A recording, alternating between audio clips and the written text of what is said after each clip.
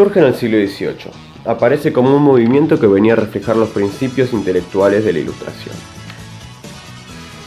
Los cambios producidos en situación social, política y económica y los grandes avances de la tecnología industrial, además de expandir el territorio, que hacía que la gente migre en busca de nuevas oportunidades, hacen que se busque ordenar la ciudad como un lugar e instrumento de la vida social. La creciente complejidad de este lleva a idear nuevos tipos de edificios. Las formas arquitectónicas responden a una función y a una espacialidad racionalmente calculada.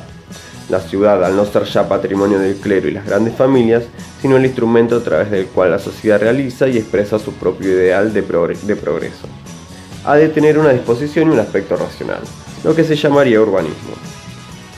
La técnica de los arquitectos y de los ingenieros debe estar al servicio de la colectividad para llevar a cabo las grandes obras públicas. Son pioneros en esta ciencia Boulle y Ledoux. Los pintores, aunque se interesan por la perfección de lo antiguo, parecen interesados por destacar la modernidad del mismo.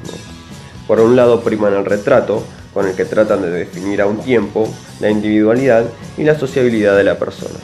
Y por otro lado, cuadros mitológicos, en los que proyectan la sensibilidad moderna a través de la evocación de lo antiguo. La actividad del artista deja de ser considerada como un medio de conocimiento de lo real, de trascendencia religiosa o de exhortación moral. Entra en crisis la idea del arte como dualismo de teoría y práctica.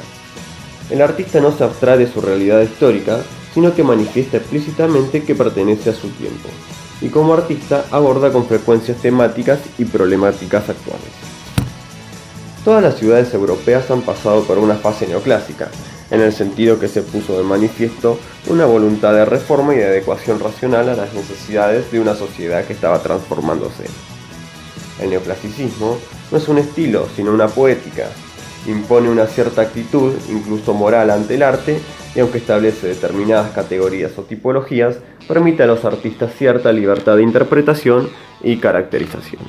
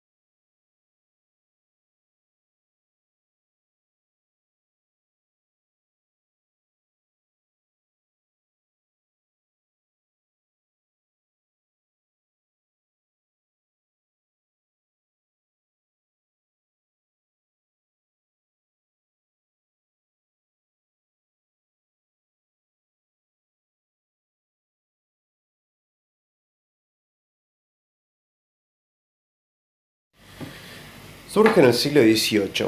Aparece como un movimiento que venía a reflejar los principios intelectuales de la Ilustración. Para ponernos un poco en contexto histórico, además de hablar de arte, hablaré de cómo fue evolucionando en lo social, cultural, política y principalmente industrial.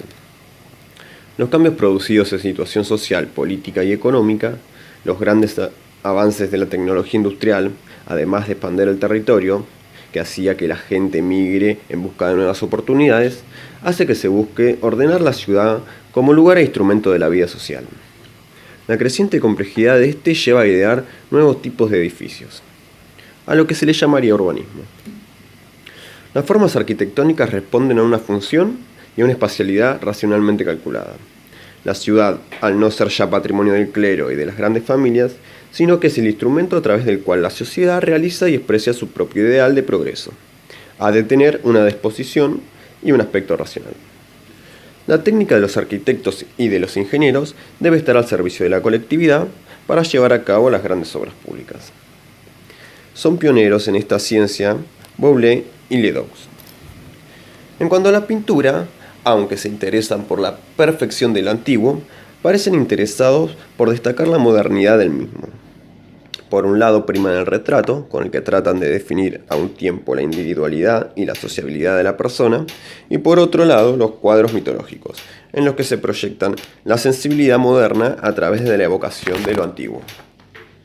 La actividad del artista deja de ser considerada como un medio de conocimiento de lo real, de trascendencia religiosa o de exhortación moral. Entra en crisis la idea del arte como dualismo de teoría y práctica, y el artista ya no se abstrae de su realidad histórica, sino que manifiesta explícitamente que pertenece a su tiempo y como artista aborda con frecuencia temáticas y problemáticas actuales. Todas las ciudades europeas han pasado por una fase neoclásica, en el sentido que se puso de manifiesto una voluntad de reforma y de adecuación racional a las necesidades de una sociedad que estaba transformándose. El neoclasicismo no es un estilo, sino una poética.